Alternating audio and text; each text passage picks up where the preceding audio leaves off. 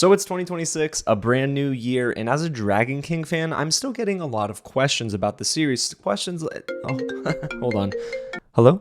Yeah, no, just recording. I actually don't know when the season 8 is gonna drop. Anyway, questions like, just 1 second. Oh, no, I actually don't know what streaming platform it'll be on. All right. Questions like, give me 2 seconds. Oh, no, yes, I can confirm that. Yeah, Bait still loves eating jelly tarts. Yeah. Yeah, that's about the only thing I can confirm.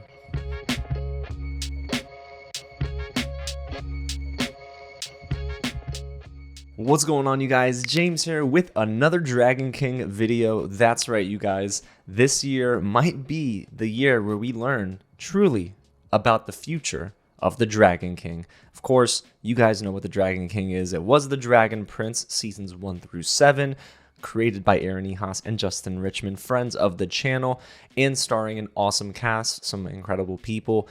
So I really hope that we do see the Dragon King this year. I don't think actually, let me not get ahead of myself. Before we get into like my predictions, my theories, and the news that I'll catch you up on, and what we should expect this year, if it's your first time here at the channel, welcome to Real James, where I love talking about movies, TV, the Dragon King. So if you do too, hit the big red button below, subscribe to the channel, tap on that bell, like this video, and get loud in the comments and let me know. What do you think about the future of the Dragon King? Do you think we're going to get everything we're going to talk about today, this year? Or do you think some things will get delayed? And when do you even think we'll see the show? So I'm very curious because, yeah, we're patiently waiting for seasons 8 through 10. We know that the plans are in the works. The stories, at least the overarching stories, have been confirmed to have already been in development. So listen, I'm excited. We got some stuff last year I want to talk about today, but we also learned that we should be getting some stuff this year too. So let's get into it. Now, as you all remember, in 2025, Wonderstorm announced that they will be starting a Kickstarter campaign after Netflix did not give them another 3 seasons to flesh out the rest of this story. And we covered that extensively here on the channel, so if you missed that, the playlist for the Dragon King and all those videos should be floating around this video. But as of December 19th, 2025, right before the new year, you guys, Kickstarter reported that, and I quote, 6,720 backers pledged $1,098,489 to help bring this project to life. And the project is, of course, The Dragon King, seasons 8, 9, and 10. And I think that's pretty incredible, to be completely honest with you. That's a lot of money. Now, is that enough to cover 3 seasons worth of television? It is not, but it is something to get started, essentially with some resources, maybe pay some actors for their time and their voice work, and then maybe get some animated, scenes in development. You know, we've gotten some teasers, right? But it seems like they'll need more resources, which is, of course, where a studio or distributor would come in. They would provide the other dollar amounts that they'll need and the resources that they'll need as well. But I don't want to jump ahead of myself because as of now, you guys, we don't have a distributor for the Dragon King. There's not a studio that they're partnering with to then help provide those funds and then distribute seasons 8, 9, and 10. I don't want to cry. And while that may sound like sad news, there was a lot of optimism last year for the Dragon King because thanks to the Kickstarter campaign and your support, it was fully funded in the middle of October of 2025. But Wonderstorm set out some stretch goals that included deliverables as well. So we have a main goal and then we had the stretch goals. So I want to talk about those deliverables that we received last year because in case you missed it or you're sleeping, if you're sleeping, wake up. But there are some deliverables I want to talk about. Let's begin with when we reached that goal, that first teaser we got, of course, the Rayla teaser. We had Callum with his beard, which was very quickly after that. Ehasz basically said that they're going to be redoing his look because there was a lot of fan pushback. There was Beardgate. You all remember that. I don't think Callum having a beard was the best look, but it was growing on me, and I had my concerns about them changing his look based on initial feedback. So I would hope that, when they take some risks in seasons 8, 9, and 10, they don't just turn around and say, we're going to retcon that because the fans aren't happy. You can't please everybody. Trust me, I'm a Star Wars fan. But then we also saw Rayla in this teaser, and she gave birth to their baby girl named Sarai, of course named after Queen Sarai, Callum's mother. Now, there isn't confirmation that they are married. You would assume they would be, of course, but there's no ring, someone pointed out, and it's true that maybe they wouldn't want the wedding to be shown anyway, so you can assume they're married, but maybe this scene, and I have my theories that this scene is opening season 8, but a lot of you said that it is not opening season 8, that it is possibly a late season 8 episode. It's totally possible, but I think that because there's like this 7-year, isn't there, like there's a 7-year gap in between season 7 to season 8, you would imagine that by then they got married. And next up, we have the Silver Queen teaser, which was another deliverable attached to a goal that we met. It was a stretch goal, if I'm not mistaken. And the teaser video included Claudia and her updated character design for Arc 3. I'm not going to lie, y'all. It looks really cool. It looks good. The animation I thought looked good, even though you could tell there were little things that they'll probably refine for the final cut of this particular scene. And man, it was cool, but also a very ominous teaser. We saw Esmeralda with purple eyes, meaning she was possibly possessed or maybe controlled by some sort of magician or wizard, but she was under some sort of spell, if I had to assume anything. And well, Claudia made it seem like Esmeralda was going to reunite with Luna Tenebris, but of course, I know, and I believe it is, Luna Deverans who's coming in that form to then play a mind trick on Esmeralda for Claudia to then control Esmeralda, and that would be what she would need to, of course, have an easy victory or an easier time taking down the Star Scraper, because that was the site she was walking towards. So I kind of like that scene. I think that is maybe going to be something we see early on in the first few episodes of season 8, but it is exciting. And you might think, okay, what's next? Well, unfortunately, we didn't get any more teaser videos, and those were really the only hard deliverables we received, but that doesn't mean the Kickstarter didn't reach any other stretch goals. So, yes, there were some more stretch goals that the fan base has collectively put their money together to reach, but we haven't gotten those deliverables yet. So I think we could get all of these deliverables in 2026. All right, so let's get started with the one that I know a lot of people are probably really waiting on, and that is the original graphic novel and animated short with Bait. And you're not? Why? According to Wonderstorm's Kickstarter page, this is, and I quote, a brand new canon story in the form of an original graphic novel set during the years between the end of Book 7, Dark, and the beginning of The Dragon King, plus an original animated short starring Barris, the minister of crusties and jellies, against his grumpy and mischievous arch-nemesis, Bait and Stella. Now, I could definitely see this being something we get in Q1 of 2026, which is typically January to March. Now, the reason being, this shouldn't take too many resources to develop, create, storyboard, animate, and then push out. When they say animated short, it is probably going to be about a minute long, maybe a minute and a half. I would be very shocked if it's longer than 5 minutes, you guys. But the original graphic novel is the one that maybe we get a little bit after that animated short. So I think, ideally, getting both at the same time would be awesome. But if I had to guess, you guys, we'll get the animated short first, and then the original graphic novel later. I don't even know if we'll get that this year, to be completely honest with you guys. What I think they're going to want to do is put their work towards the animated deliverables. Now, the next stretch goal that was reached included a Luna Deveran's animated character piece. Now, this is going to be huge, I think. And that's why I don't believe we're going to be getting this until mid to late 2026.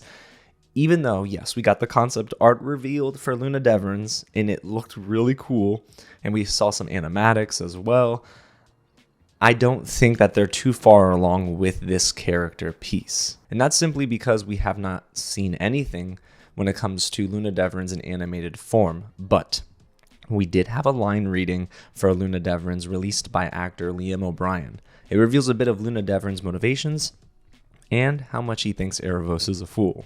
Patience is weakness. It's nothing but self-denial masquerading as virtue. Aaravos is a fool.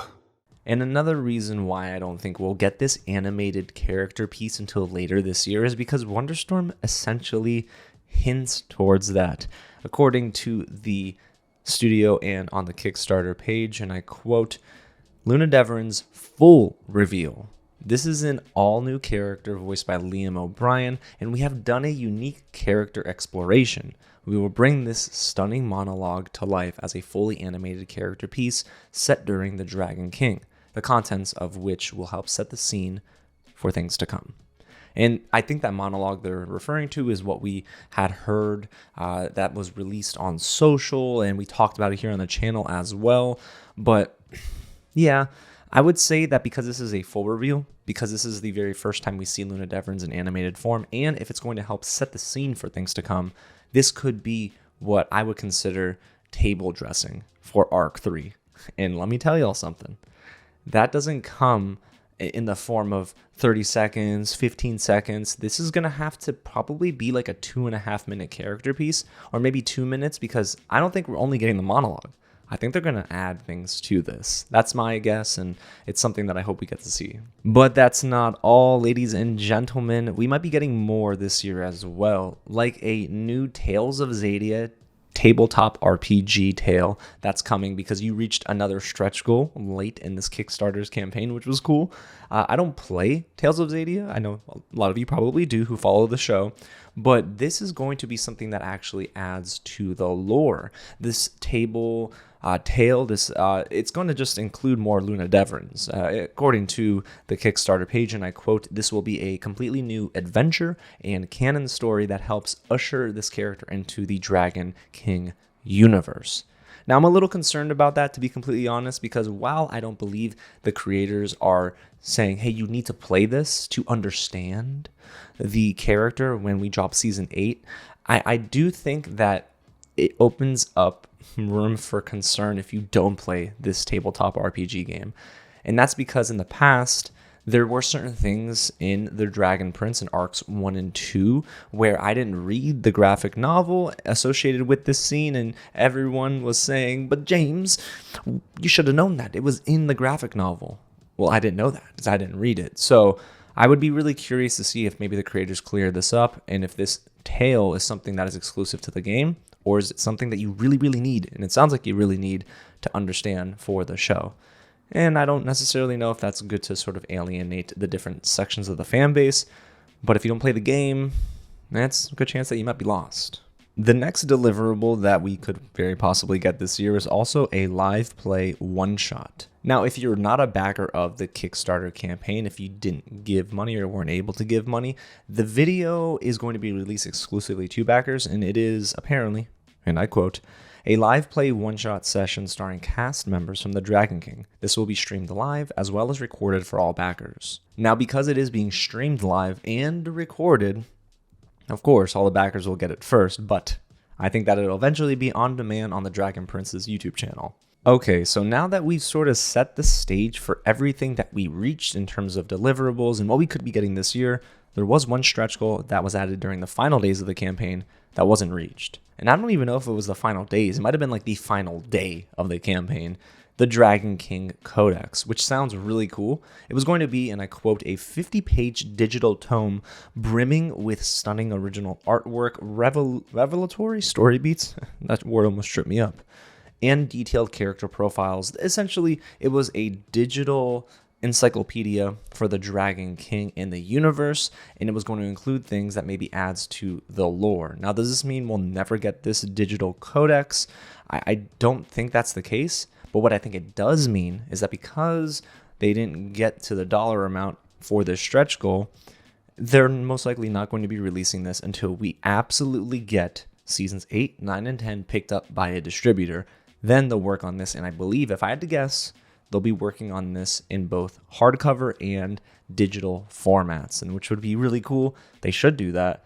But again, that does cost money. It takes time and resources. And I think that this is something that they'll release only if they do get picked up for Arc 3. So only time will tell. But this year definitely has room for fun, for intrigue, and I'm excited because there's lots of surprises on the way too.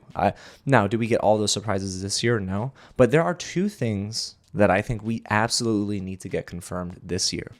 The first one is the future of the Dragon King can only be set in stone if a distributor picks them up. So we do need an update on that this year, and we possibly need confirmation if they do get picked up by a distributor. And then on the flip side, if they don't get picked up, which I hope isn't the case, then we would need to know that too. I would hate for all of us to just be collectively holding our breaths because we need to breathe. But on a serious note, I do think that either way, keeping the fan base in the loop is a good idea. Now, the second thing that I think absolutely has to happen this year is only a direct result of everything we just talked about.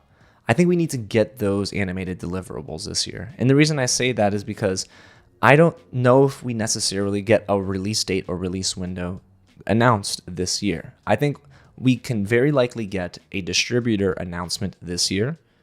Then I think after that, we get all the animated pieces possibly. And then from that point on, early 2027, we get a release window for the beginning of Arc 3, Season 8. So very curious. I don't necessarily know when that happens, how quickly that happens, but I do know that they've most likely been working on these animated pieces, and now they have to strategically release them. From a marketing standpoint, you don't want to release everything too soon. So if they parse them out or split them up by quarters, quarter 1, 2, 3, and 4, that might not be a bad idea to carry the momentum forward. But when they do, you can bet your bottom dollar that I'm here. I'm going to be covering all of this Dragon King news and all these releases, reacting to the teasers, talking about any sort of discussions, breaking down theories. We're still keeping this train rolling in 2026. So if you want to stay aboard, hit the big red button below, subscribe to the channel, tap on that bell, like this video, and get loud in the comments below and let me know your thoughts on everything we just discussed. Does it make you more optimistic for this year for the Dragon King? Or are you a little nervous, maybe a little bit more now than before? And if you are, let me know and let's talk about it. But for now, guys, that's what we could be expecting this year, what we should be expecting within the next year and a half. And I'm glad we got to talk about the future of the series because, yes, I'm more optimistic now than I was before. However, not having an announcement of a distributor, of course, is always going to keep me nervous. So we'll be waiting on that news.